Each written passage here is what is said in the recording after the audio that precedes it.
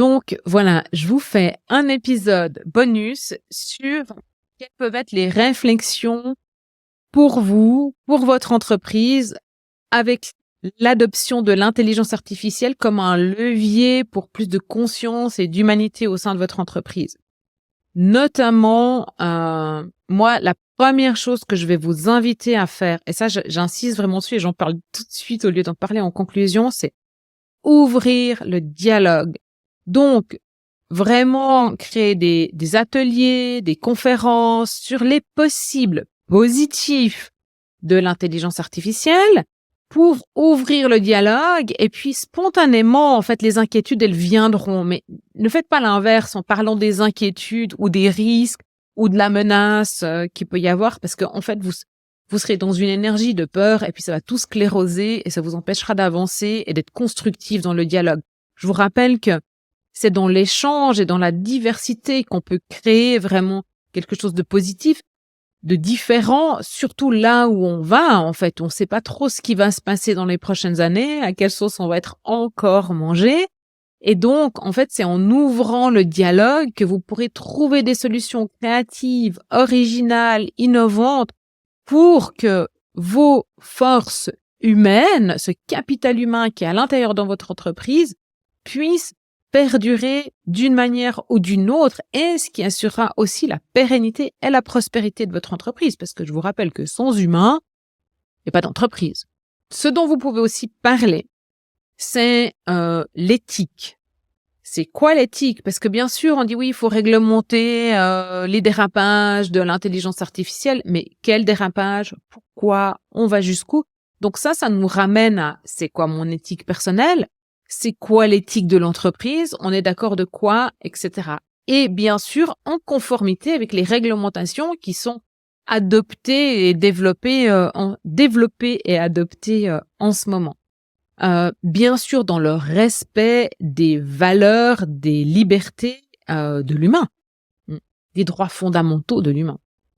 Je pense que ça va être très intéressant aussi de mettre en place de la formation continue. C'est-à-dire que plutôt que de dire, et j'ai eu le cas en entreprise, dire non, nous on n'utilise pas l'intelligence artificielle, on doit réglementer. Non mais avant de réglementer, si t'as pas mis les doigts dedans, tu peux pas te rendre compte des possibles, quoi.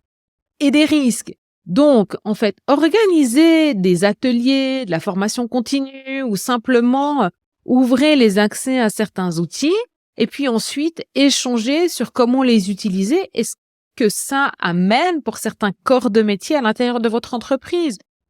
Moi, aujourd'hui, j'ai plus besoin d'assistante. C'est pas pour rien. Qu'est-ce qui va advenir des assistantes de votre entreprise, quoi? On a déjà vu qu'avec les smartphones, avec l'email, etc., le rôle de la secrétaire a changé. Donc là, il y aura une évolution supplémentaire. Vous avez envie de les perdre, vous avez envie de les licencier. Ces personnes, elles vont faire quoi? C'est quoi la suite pour elles? Où est-ce qu'elles ont une valeur ajoutée? C'est quoi leur atout d'être humain dans ce métier-là? Oui, l'empathie et tout ça, on dit tout le temps la même chose. Les émotions, l'empathie, l'intelligence artificielle, elle peut pas remplacer ça. Ouais, ok. Mais concrètement, chez votre assistante, chez votre collaborateur, chez votre collègue, ça ressemble à quoi? Et puis chez vous, ça ressemble à quoi? Exactement et précisément. Donc là, il y a du taf à faire et je pense que ça peut être très intéressant d'organiser des ateliers d'échange et de conversation, de dialogue là-dessus, en fait. Parce que tout seul, c'est difficile de faire cette réflexion.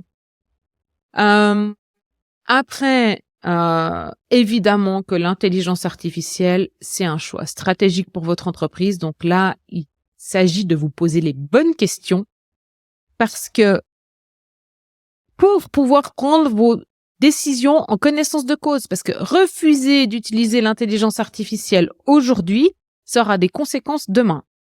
Je dis pas que vous devez le faire, c'est pas ce que je dis, mais je vous prends comme exemple. En 2010, de 2010 à 2017-18, j'étais consultante marketing digital, médias sociaux.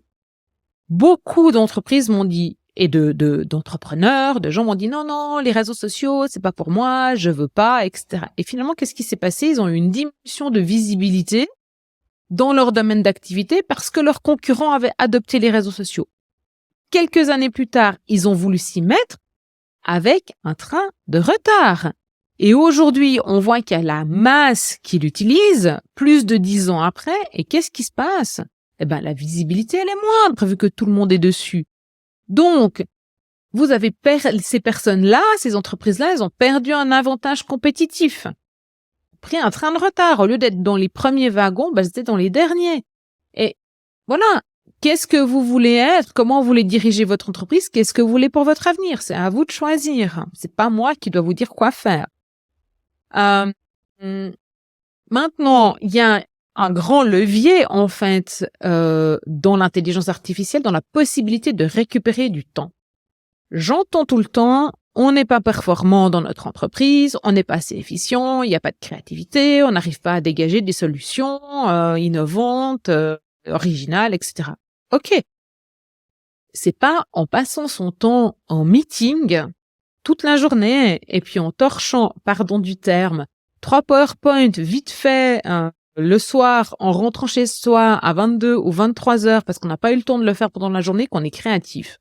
Là, on entretient un sentiment d'urgence, du stress, on déglingue la performance. Je suis désolée, mais c'est une réalité.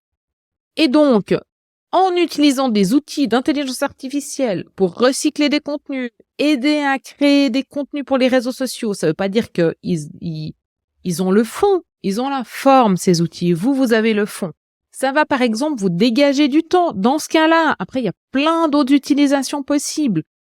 Et le fait de récupérer du temps, ça va vous libérer du temps pour être créatif, pour être performant, pour être plus agile, pour développer les qualités que vous devez développer pour avoir une entreprise qui est prête avec des collaborateurs qui sont prêts pour œuvrer à demain.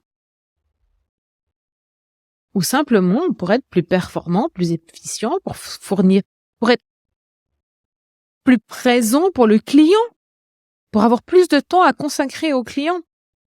Il y a plein de choses qui peuvent être traitées, par exemple, dans un service client avec des chatbots et ça va très bien. Et d'un autre côté, ça libère autre chose pour l'insatisfaction, pour la frustration du client. Quand il y a des personnes qui sont fâchées, elles ont vraiment envie d'être prises en compte, écoutées. Et quand on n'a pas le temps, ça se sent et ça s'entend dans la voix. J'en sais quelque chose. Pendant mes études, j'ai travaillé dans un call center. Donc, voilà. C'est un super outil pour vous poser des questions sur votre propre responsabilité dans votre vie professionnelle par rapport à votre employabilité et votre durabilité sur le marché du travail. Parce qu'il n'y a pas que l'entreprise qui est responsable de savoir si vous serez encore employable demain. Il y a vous aussi. Et si vous êtes leader, il y a vous pour votre équipe également. Parce que je crois qu'on a quand même une forme de responsabilité par rapport à nos employés. Voilà, je m'arrête là. Encore une fois, j'ai créé un article de blog où je trace toute une liste des bénéfices de l'intelligence artificielle comme un levier du développement du leadership conscient. Ce leadership qu'on a besoin absolument d'amener en nous, de développer en nous, donc de réveiller le leader conscient en nous pour conduire nos entreprises dans cette transformation, dans ce changement qu'on a besoin pour être encore là demain. Et ça nécessite évidemment du temps, de la créativité et puis une vision, un alignement des valeurs, de la conscience, du sens, un alignement des missions, des raisons d'être et du why et comment ça vient s'ajuster dans le marketing et puis dans le business model de l'entreprise. Donc pour ça, il faut du temps et l'intelligence artificielle, c'est un des moyens de se poser les bonnes questions et de dégager du temps.